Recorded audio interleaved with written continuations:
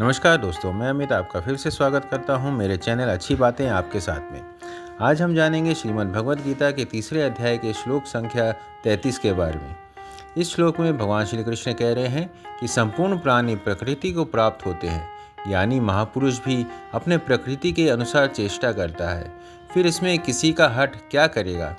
अर्थात पीछे के और वर्तमान जन्म के संस्कार, माता पिता के संस्कार, वर्तमान का संग, शिक्षा, वातावरण, अध्ययन, उपासना, चिंतन, क्रिया, भाव आदि के अनुसार स्वभाव बनता है।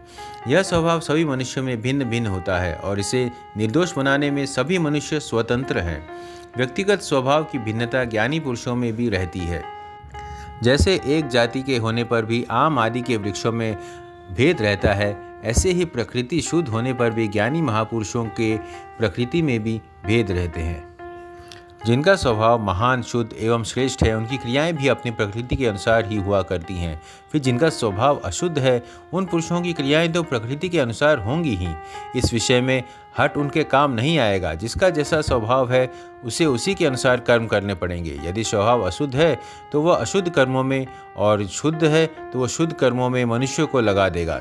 अर्जुन भी जब हठपूर्वक युद्ध रूप कर्तव्य कर्म का त्याग करना चाहते हैं, तब भगवान उन्हें यही कहते हैं कि तेरा स्वभाव तुझे बलपूर्वक युद्ध में लगा देगा, क्योंकि तेरे स्वभाव में क्षत्रिय कर्म करने का प्रवाह है। इसलिए स्वाभाविक कर्मों से बंधा हुआ तू युद्ध करेगा, अर्थात इसमें तेरा हठ काम नहीं आएगा। जिसकी प्रकृति अशुद्ध है, उनकी प्रकृति बिगड़ी हुई मोटर के समान है। बिगड़ी हुई मोटर को सुधारने के दो मुख्य उपाय हैं, मोटर को खुद ठीक करना और मोटर को कारखाने में पहुंचा देना। इसी प्रकार अशुद्ध प्रकृति को सुधारने के भी दो उपाय हैं, राग द्वेष से रहित होकर कर्म करना और दूसरा भगवान के शरण में चले जाना।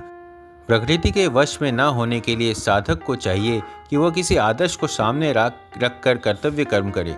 आदर्श दो हो सकते हैं, भगवान का मत सिद्धांत और दूसरा श्रेष्ठ महापुरुषों का आचरण। आदर्श को सामने रखकर कर्म करने वाले मनुष्य की प्रकृति शुद्ध हो जाती है। आज के लिए इतना ही। धन्यवाद। जय सिया राम।